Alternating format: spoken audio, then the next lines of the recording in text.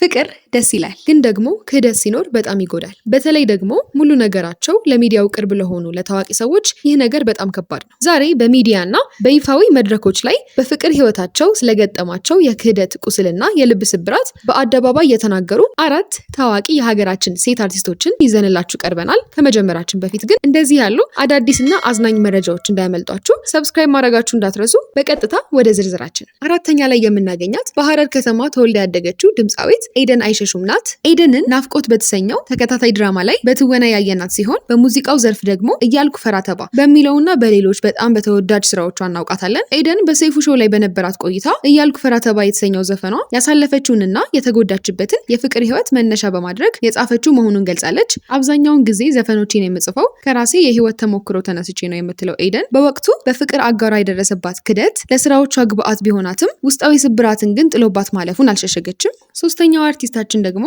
በደብረ ማርቆስ ከተማ ተወልዳ ያደገችው ተዋናይት ቤዛዊት መስፍን ናት። ቤዛዊት በተለይም በኢትዮጵያ ቴሌቪዥን ዳና በተሰኘው ተከታታይ ድራማ ላይ ድንቅ ብቃቷን በማሳየት በህዝቡ ዘንድ ትልቅ ተወዳጅነትን አትርፋለች። ድል ባለ ሰርግ ልትሞሸር በተዘጋጀችበት ወቅት በሰይፉ ታዲያስ አዲስ ፕሮግራም ላይ ቀርባ ስለ ሰርጉ ዝግጅት በደስታ ተናግራ ነበር። በወቅቱ ፍቅረኛው የነበረው አቶ ሳሙኤል ደበበ ወይም ደግሞ የቻናል ዋን ቲቪ መስራች ነበር። ለ4 ዓመታት ያክል የዘለቀ የፍቅር ጊዜያትን ካሳለፉ ሽማግሌ ተልኮና ቤተሰብ አውቆት ከጫፍ ከደረሰ በኋላ ግንኙነታቸው በድንገት በመቋረጡ ልቧ ክፉኛ ተሰብሯል። በጊዜው ጉዳዩ ትልቅ ሀዘንና ስብራት ፈጥሮባት እንደነበር ራሷ በአደባባይ ገልጻለች። ሁለተኛ ላይ የምናገኛት ተወዳጇ ተዋናይት አዲስ ዓለም ጌታነህ ናት። ትውልድና እድገቷ በደቡባዊ ኢትዮጵያ ወሊሶ ከተማ የሆነችው አዲስ ዓለም በዘመን መለወጫ መስከረም 1 ቀን በመወለዷ አባቷ ይህንን ስም እንደሰጣት ራሷ ተናግራለች። አዲስ ዓለም በማያ ሚዲያ የልብ ወግ ፕሮግራም ላይ ከጓደኛዋ ከማርታ ጎይተም ጋር ባደረገችው ልብ የሚነካ ቆይታ በፍቅር ህይወቷ ስላጋጠማት ትልቅ የልብ ስብራት ተናግራለች። ፍቅረኛዋ እንደሆነና ሙሉ ጊዜዋን ለሷ ሰጥቶ ይንከባከባት እንደነበር የምታምነው ግለሰብ በስተመጨረሻ